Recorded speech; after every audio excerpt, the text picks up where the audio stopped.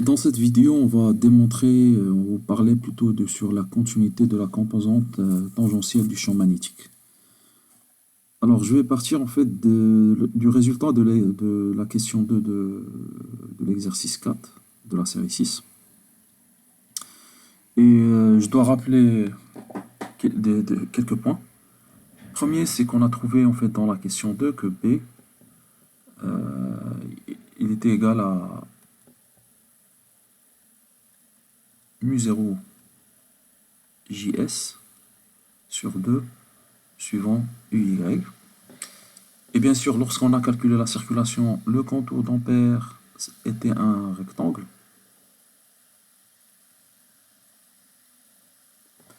ABCD. Qu'on a orienté, peu importe en fait l'orientation, on peut traiter les deux. Ça donnera la même chose. Et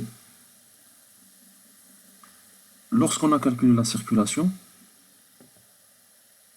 sur ce contour rectangulaire, revenez à la question 2, dl,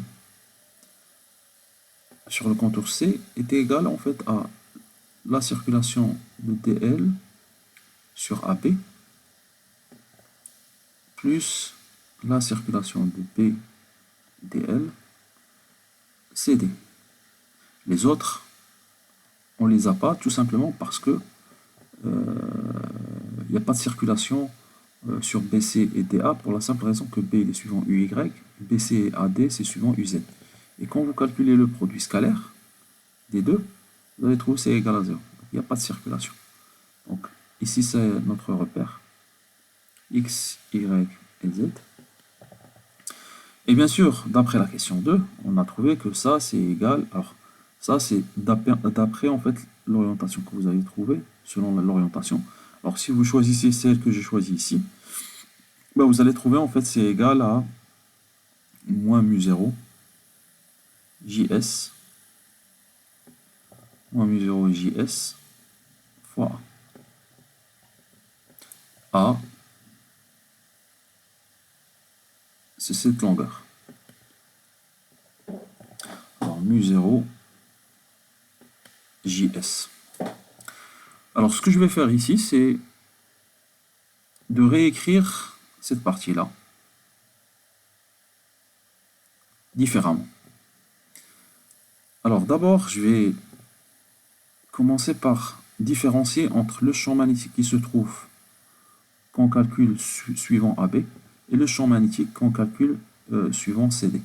Alors le champ magnétique ici, c'est ce qu'on appelle en fait le champ magnétique dans les Z positifs. Alors,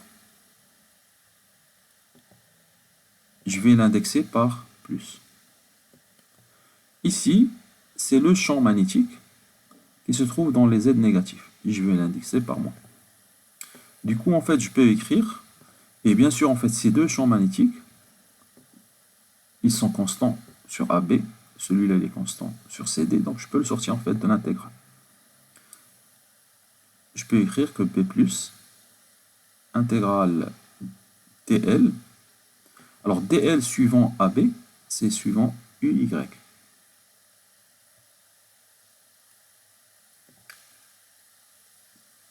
Plus B moins l'intégrale sur CD, la circulation sur CD, donc dl sur CD, dans ce sens-là, c'est suivant moins UY.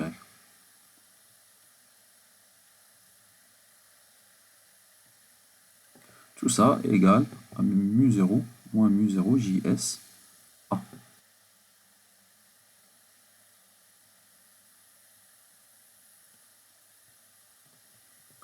Alors si vous êtes d'accord, ce que j'ai fait, c'est juste, j'ai réécrit cette partie-là, la circulation, je l'ai écrit différemment.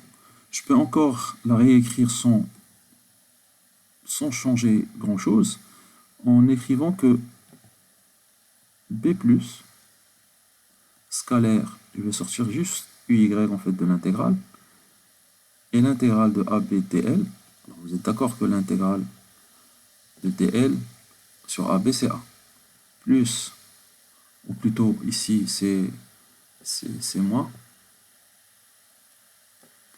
moins B moins, je vais l'écrire moins P moins.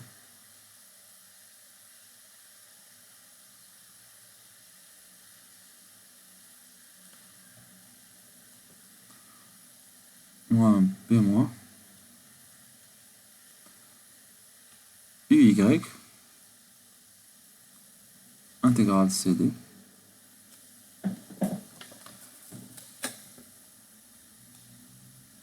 DL égale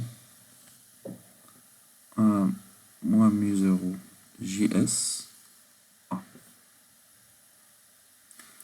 Ces intégrales-là, c'est A. Tout se simplifie avec l'autre terme.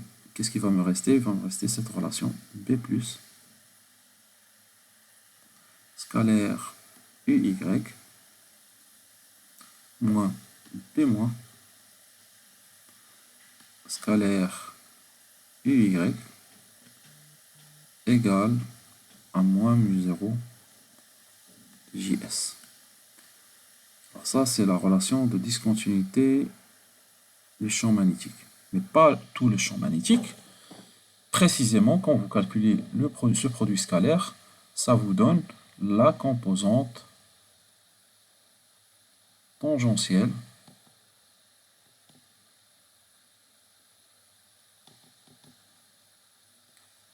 de B.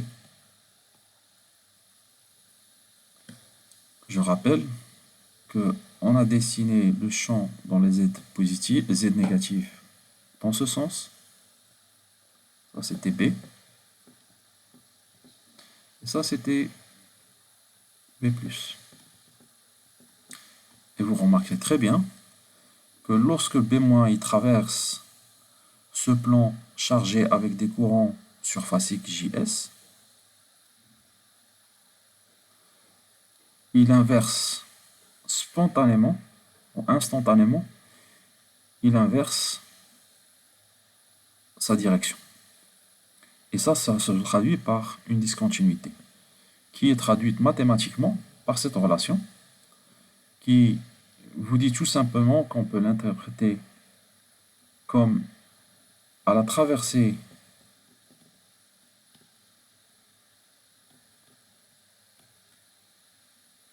d'une surface ou d'un plan surface parcouru par un courant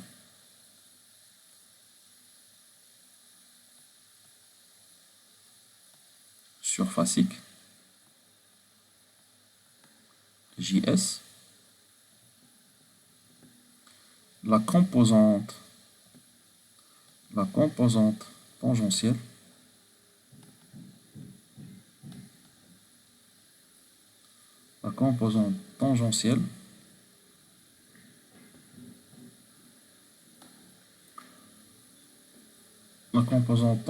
de B, qui est ici PY, c'est une des composantes tangentielles. Si on retourne en fait le repère, ça peut être PX, ou une composition des deux. Donc toujours la composante tangentielle est discontinue.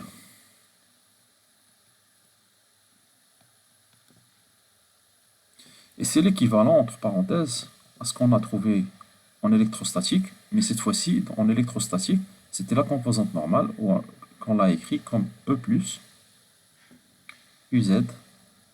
UZ, c'était la normale au plan, moins E moins UZ est égal à sigma sur 2 epsilon 0. Ça, c'était pour le champ électrique, c'était la composante normale. Ici, pour le champ magnétique, c'est la composante tangentielle.